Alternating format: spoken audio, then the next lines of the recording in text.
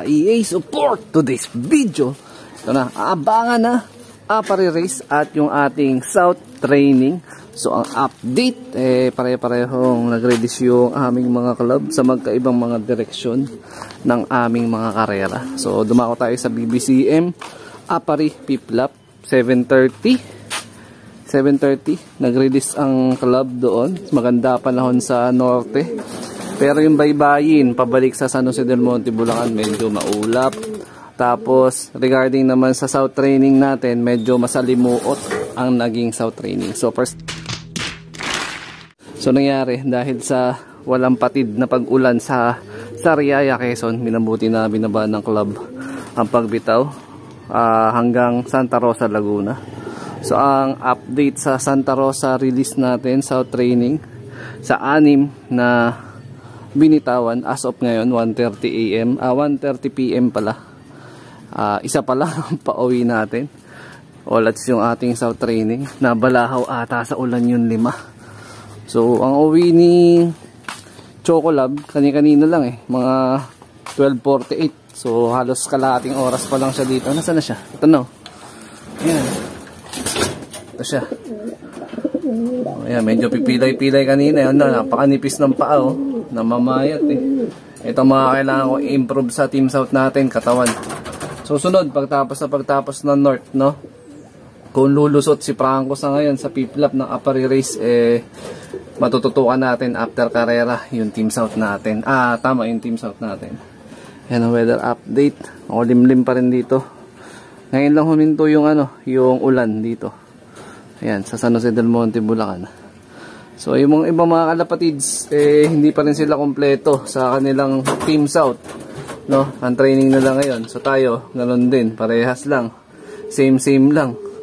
So, possible arrival naman ng Apari Race natin, mag-aabang tayo mga alas 2 hanggang alas 5. Ayan. Yun yung cut-off period natin, alas 5 mga kalapatids. So, sana maalusot si Franco at makapag-clock tayo. So pagtapos nito, isang lap na lang, Santa Ana, Cagayan ng pinakabitaw. Parang lilihis lang ng gawing kanan yun. Pero yung air distance, almost same lang din. So 399 air distance tayo doon, pabalik dito sa San Jose del Monte, Bulacan. Ito yung young bird nila. Yan. Sinusubuan ni Sak. Yun. As of ngayon, 1:30, wala pa naman din nakapagpaklak sa BBCM. Pero hindi ko lang alam, pagsapit ng alas 2, baka maya-maya may magtagusan na galing sa maulap na kalangitan, galing north. Ayan. So tayo, umaasa tayo na maya-maya sumabay sa pag-uwi, no? Yung mga pang south natin. Tapos, binakalas ko na nga pala yung pairing ni Lady Minato, cross dun kay Japan. Tacloban lap champion dahil nung kay Sir Longhair TV. Andito na si tawag nito, Lady Minato. Ang nagsusubo na lang sa young bird doon is yung Japan na bloodline na blue bar. Hanggang Merkules pa sila magkakasama dyan. Tapos Pagkikabog! Gising na nyo na yung mga ibon! Gising na! Alright! Pagkikabog!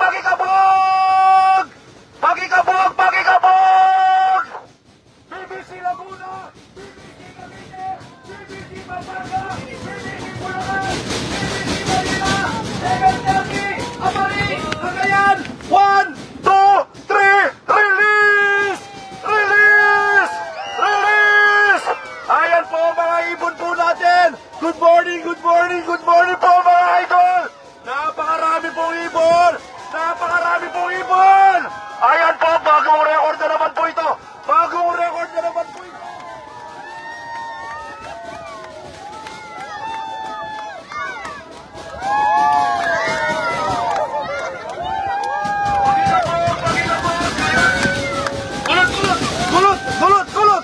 75 years later.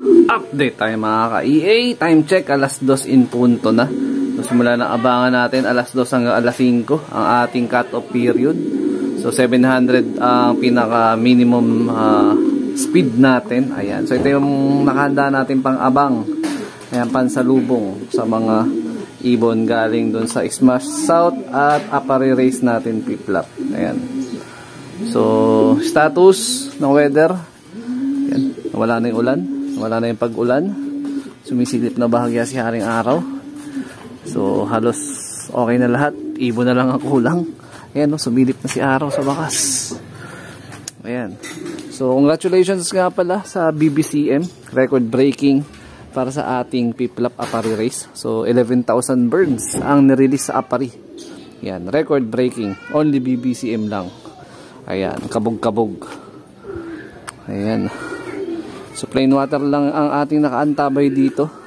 Pero meron nga tayong naka-ready doon na victory para sa South team at Ideal Pills para sa ating nag-iisang Apari lap na si Franco. Ayan.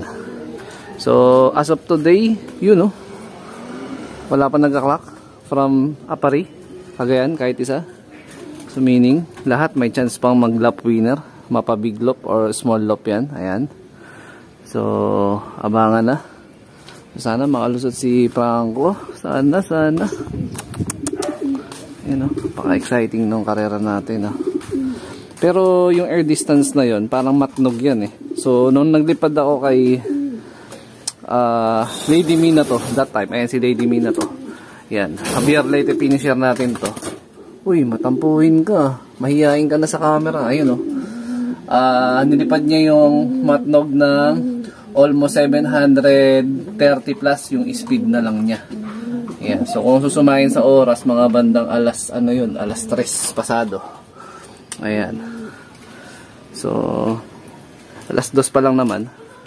Pero naka-ready tayo anytime. Baka may dumating na ibon. Para pwede tayong mag-clock. If ever na may sumulpot. Yun. Paano masabi? Update tayo mga ka-EA. Time check. Alas 3 pasado na. Nasa 80 piraso na. Mahigit. Ang pauwi. Ayun lap natin. Galing Apari, Cagayan. So tayo, natili tayo nag-aantay. So good news, yung binitawan na mga ibon natin sa dapat Quezon Sariaya, pero dahil smash nga, pinaba na Santa Rosa, Laguna. As of ngayon, 4 out of 6 na tayo. So kulang pa tayo ng 2. Ayan. So lagpas 50% na yung pauwi natin. Ayan, lop natin Ayan. So masarap mag-abang ngayon kasi nga walang ulan, natatakpan ng walang init. Natatakpan ng makapal na ulap. Ayan. Congrats nga pala kay Sir Junboy Cabahog. May pauwi na siya isa. Hindi ko lang alam kung ilan yung total ng ibon na pauwi niya. Nung kinarga niya. So tayo 0 out of 1 pa sa North Apari race. Nasaan ka na ba, Franco? Antayin na kita. Kailangan mo na magsubo. Daddy's duty. Muwi ka na. 75 years later. Yun mga lapatids, ito na ata yung inaantay natin. 2, showbird. Ayan. Pag lumapag yan dito, isi-showbird na natin. Ayan, time check natin, 4:03 PM na. Malapit tayo mag-cut off, alas 5. Wala na, babaan na, pahinga na. So lahat ng clocker, yan. So sa lahat ng nakapagpa-uwi, live, simula first lap hanggang 5th lap, tsaka yung mga nagre-entry ng Triple Crown, kailangan nyo mag-showbird. Ayan. So congrats sa lahat ng clocker. Nasa 240 plus or 260 plus na ang clocker. So tayo nandito tayo sa bubong pa din. Sinamantala lang natin yung walang init. Ayan, ang kapal ng ulap eh. Ayan. So hanggang ngayon wala pa tayong pauwi. Ganon din yung tropa natin. Nasaan na kaya ibon natin? Naipit na ata sa Apari, Cagayan. Di ata nakatagos. Napakahaba ng gap, 130 kilometers ang naging gap ng air distance mula dun sa huling lap ng bitaw ng karera. Ayan. Tapos update din, wala na rin dumating dun sa Team South natin. So 4 out of 6 pa rin tayo. So pero aasa tayo hanggang bukas na mayroon pa tayong babalik galing sa Team South. Na-smash sila eh. Ayan. Uwi pa ba yung ibon natin? May oras pa naman eh. Pwede pa. Abang pa, abang. No? Tamang pa, laban. Tama po ba yun? At yun mga kalapatids. Last 20 minutes para sa ating abangan. Ayan. So, yung story naman ng Team South natin, may humabol pa pagbaba ako. 5 out of top 6 na tayo. Ayan, sa ating Team South. Yung Team North, wala pa si Franco, pero 500 plus na yung nakapagpa-clock out of, ayun, stress siya. Ayan, yung pinaka nasa gitna na stress. Ayun yung kakauwi lang galing sa South, nahirapan. Baka mag-skip tayo ng isang training sa Merkules, baka di ko na tayo magkarga. Re-recover muna natin yung mga ibon. So, meron pa nga tayong 20 minutes para makapagpa-clock kung uuwi yung ating North na si Franco. Ayan, galing Apari.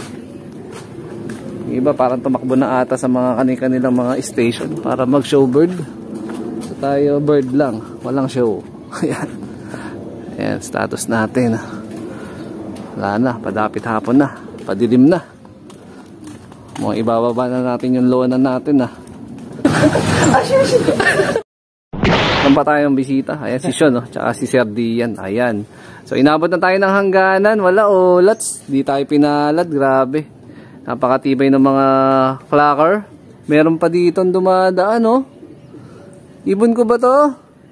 Wala. Tatagos. Wala, napadaan lang. Ayan.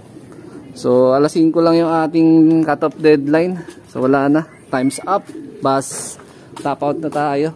So bukas gigising tayo na maaga para silipin, baka umuwi pa yung kulang sa isa sa South, tsaka yung syempre yung galing nating Apari, kasi nakapatibayan pa naman yun eh. Kung uuwi bukas or sa susunod na araw, ubra pa. Pero kung aabutin ng Merkules hanggang Webes bago makauwi yun, wala na, hindi na natin makakarga ng patibayan yun, Santa Ana, Cagayan. So marahil dito natatapusin yung video na to. Ayan, shoutout sa mga solid supporter natin dyan.